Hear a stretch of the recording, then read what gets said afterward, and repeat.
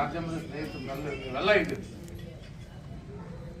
ನನಗೆ ಮುದ್ದೇಬಿಹಾಳ ನಗರದಲ್ಲಿ ನಾನು ನಿಮ್ಮ ಮುಖಾಂತರ ಕಾಂಗ್ರೆಸ್ನ ಶಾಸಕರಿಗೆ ನಂದೊಂದು ಸವಾಲು ಸ್ವೀಕಾರ ಮಾಡ್ತಾರೆ ಅಂತ ಅನ್ಕೊಂಡಿದ್ದೀನಿ. ಅವರ ಅಧಿಕಾರದ ಅವಧಿನಲ್ಲಿ 1.5 ವರ್ಷದಲ್ಲಿ ಕನಿಷ್ಠ 1 ಕೋಟಿ ರೂಪಾಯಿನಾದ್ರೂ ಕೂಡ ಈ ಊರಿಗೆ ಮುದ್ದೇಬಿಹಾಳ ನಗರಕ್ಕೆ ಮಂಜೂರಾತಿ ತೆಗೆದುಕೊಂಡು ಬಂದಿದ್ದೀರಾ? ಬಂದಿದ್ರೆ ದಾಖಲಾತಿ ಕೊಡ್ತೀವಿ. ಒಂದೇ 1 ಕೋಟಿ, ನಾನು ಹೇಳೋದು ಜಾಸ್ತಿ ಬೇಡ. ಹೊಸದಾಗಿ ಅವರು 1 ಕೋಟಿ ರೂಪಾಯಿ ಹಣ ಮುದ್ದೇಬಿಹಾಳ ನಗರಕ್ಕೆ ನೀವೇನಾದ್ರೂ ಮಂಜೂರಾತಿ ಮಾಡಿಸ್ಕೊಂಡು ಬಂದು ಆರ್ಡರ್ ತಂದು ಟೆಂಡರ್ ಕರೆದು ಕೆಲಸ ಮಾಡ್ತಿದ್ರೆ ನಿಮ್ಗೆ ಕೊಡಿ. ನೀವು ಸುಳ್ಳು, ನನಗೆ ಸುಳ್ಳು ಹೇಳಕ್ಕಾಗಲ್ಲ, ಜನಕ್ಕೆ ಸುಳ್ಳು ಹೇಳ್ಬೋದು. ಯಾಕಂದ್ರೆ ನಾನು MLA ಆಗಿದ್ದ, ನನಗೆ ಆದೇಶ ಹೆಂಗ್ ಬರ್ತಾವ ಅಂತ ಗೊತ್ತಿದೆ. ನನಗೆ ಯಾವ ವರ್ಷದಲ್ಲಿ ಬಂದಿರೋ ಆದೇಶ. ಆಮೇಲೆ ಎರಡನೇದು, ನಮ್ಮ ಸರ್ಕಾರದ ಅವಧಿನಲ್ಲಿ ಸ್ಯಾಂಕ್ಷನ್ ಮಾಡಿಕೊಂಡು ಬಂದಿರತಕ್ಕಂಥ ಕೆಲಸ ಎಲ್ಲವೂ ಸ್ಥಗಿತ ಇದಾವೆ. ಯಾಕೆ? ನಿಮಗೆ ದುಡ್ಡು ತರಕ್ಕಾಗಲ್ಲ, ಬಿಟ್ಬಿಡಿ. ಅಟ್ಲೀಸ್ಟ್ ನಮ್ಮ ಅಧಿಕಾರದ ಅವಧಿಯಲ್ಲಿ ತಂದಿರ್ತಕ್ಕಂಥ ಕೆಲಸ ಆಗ್ಬೇಕಲ್ಲ. ನಾನು ಇಲ್ಲಿ ಸಂಗಮೇಶ ನಗರದವ್ರು ಕೂತಿದ್ದೀರಿ. ಸಂಗಮೇಶ ನಗರದಲ್ಲಿ ಬಾಕಿ ಉಳಿದಿರ್ತಕ್ಕಂಥ ಎಲ್ಲ ರಸ್ತೆಗಳೇನು ಉಳಿದಾವಲ್ಲ, ಅದಕ್ಕೆಲ್ಲದಕ್ಕೂ ನಾ ಇದ್ದಾಗ ಸ್ಯಾಂಕ್ಷನ್ ಇಲ್ಲಿ ಬುದ್ಧಿ ಪೂಜೆನೂ ಮಾಡಿಲ್ಲ. ಅದೇ ರೀತಿ ವಿದ್ಯಾನಗರ, ಮಾರುತಿ ನಗರ, ಗಣೇಶ್ ನಗರ, ಇಲ್ಲಿ ಏನು ಬಾಕಿ ಉಳಿದಾವಲ್ಲ, ನಾವು ಹಿಂದೆ ಇದ್ದಾಗ ಕೆಲಸ ಮಾಡಿ ಏನು ಉಳಿದಿರ್ತಕ್ಕಂಥ ಬಾಕಿ ಉಳಿದ 100% ರಸ್ತೆಗಳಿಗೆ ಸುಮಾರು 6.5 ಕೋಟಿ ರೂಪಾಯಿ ಅಂದಾಜು ವೆಚ್ಚದಲ್ಲಿ ಈ 4 ಓಣಿಗಳಲ್ಲಿ 4 ವಾರ್ಡ್ನಲ್ಲಿ ರಸ್ತೆ ನಾನು ಆ ಸಂದರ್ಭದಲ್ಲಿ ಸ್ಯಾಂಕ್ಷನ್ ಮಾಡಿ ಟೆಂಡರ್ ಕರೆದು ಕೆಲಸ ಚಾಲು ಮಾಡಿಸಿ. ನಾನಿದ್ದಾಗ ಅನೇಕ ಜನ ಬೆನ್ನತ್ತವರು, ಬೆಳಗ್ಗೆ ಅಂದ್ರೆ ಸಂಜೆ ತನ ಕಾಂಟ್ರಾಕ್ಟರ್ಗಳಿಂದ ಬೆನ್ನತ್ತವರು ಅಪಪ್ರಚಾರ ಮಾಡೋದು. ಯಾಕೆ? ದುಡ್ಡು ಕೊಡಿ ಅಂತ. ನಾನಿದ್ದಾಗ ಸ್ಟ್ರಿಕ್ಟ್ ಆಗಿ ಹೇಳಿದೆ, ನಾವು ಕಾಂಟ್ರಾಕ್ಟರ್ಗಳಿಗೆ ಸ್ಟ್ರಿಕ್ಟ್ ಆಗಿ ಹೇಳಿದೆ, ನೀವು ಕೆಲಸ ಮಾಡಿ, ನೀವು ಯಾರಿಗೂ ಹಣ ಕೊಡಕ್ ಹೋಗ್ಬಿಡಿ, ಬಟ್ ಕೆಲಸ ಮಾತ್ರ ಪ್ರಾಮಾಣಿಕವಾಗಿ ಮಾಡಿ. ಒಳ್ಳೆ ಕೆಲಸ ಆಗ್ಬೇಕು, ರಸ್ತೆಗಳು ಚೆನ್ನಾಗಿರ್ಬೇಕು, ಮುಂದಿನ 25-30 ವರ್ಷ ಗಟ್ಟಿಯಾಗಿರ್ಬೇಕು.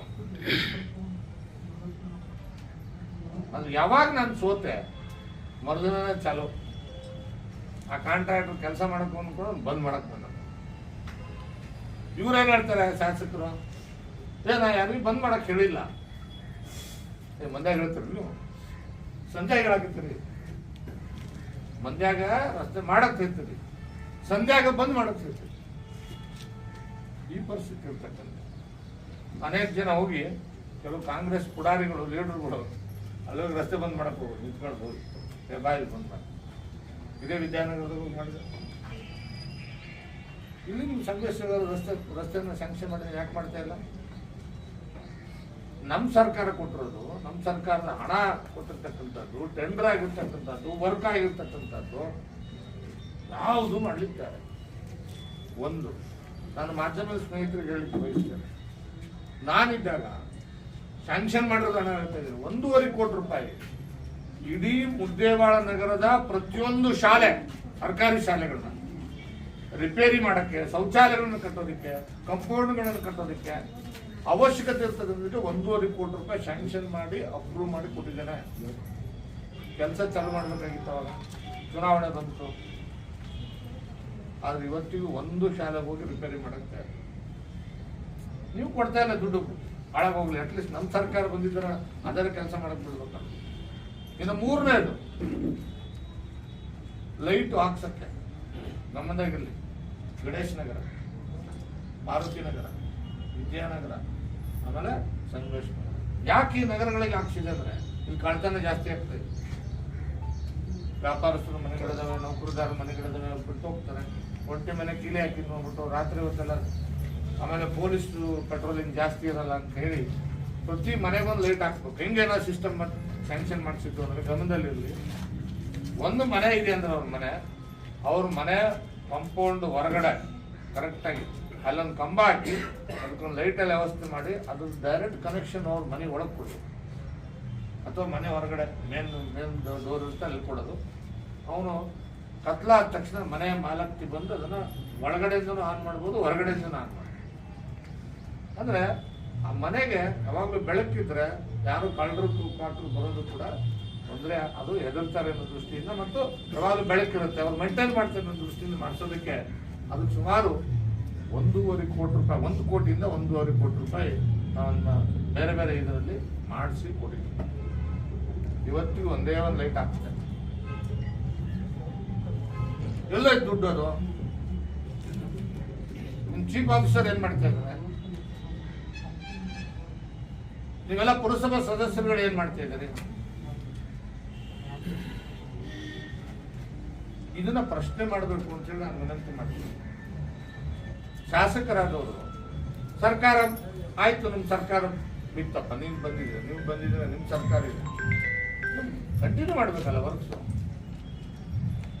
ಅಲ್ಲಿ ಒಂದು ಹಳೇದೊಂದು ಏನೋ ನಮ್ಮ ಬಜಾರ್ ಬಿಲ್ಡಿಂಗ್ ಇತ್ತು, ಹೊಡೆದಾಕ್ತಿತ್ತು, ಆಯ್ತಲ್ಲ ಹೊಡೆದಾಕ್ತಿದ್ರಲ್ಲ. ನಾನಿದ್ದಾಗ ಏನ್ ಹೇಳ್ತಿದ್ರಿ? ಬಡವರು ಹೊಟ್ಟೆ ಮೇಲೆ ಹೊಡಿತಾರೆ, ಬೀದಿ ವ್ಯಾಪಾರಸ್ಥರಿಗೆ ತೊಂದರೆ ಕೊಡ್ತಾರೆ. ಈಗ ಯಾರಪ್ಪ ಕೊಡ್ತಾ ಇರೋದು ತೊಂದರೆನ? ನಾಳೆ ಕೊಡ್ತಾ ಇದ್ದೀನಿ.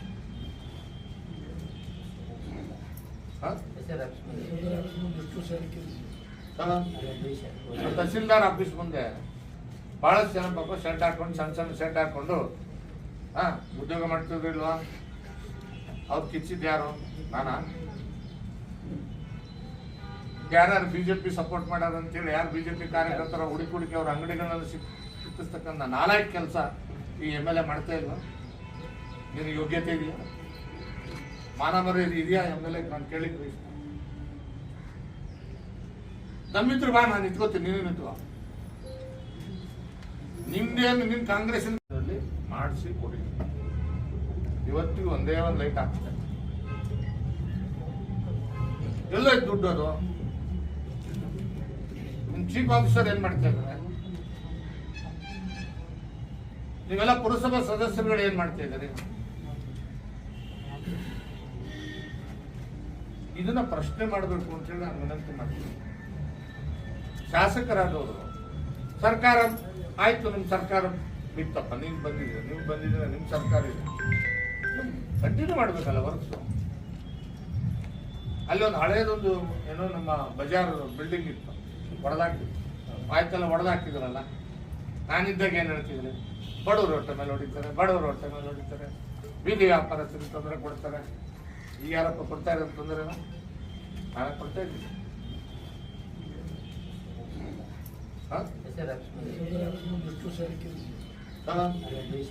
ತಹಸೀಲ್ದಾರ್ ಆಫೀಸ್ ಮುಂದೆ ಬಹಳಷ್ಟು ಜನ ಪಾಪ ಶರ್ಟ್ ಹಾಕೊಂಡು, ಸಣ್ಣ ಶರ್ಟ್ ಹಾಕೊಂಡು ಉದ್ಯೋಗ ಮಾಡ್ತಿದ್ರು ಇಲ್ವಾ? ಅವ್ರು ಕಿಚ್ಚಿದ್ ಯಾರು? ನಾನಾ?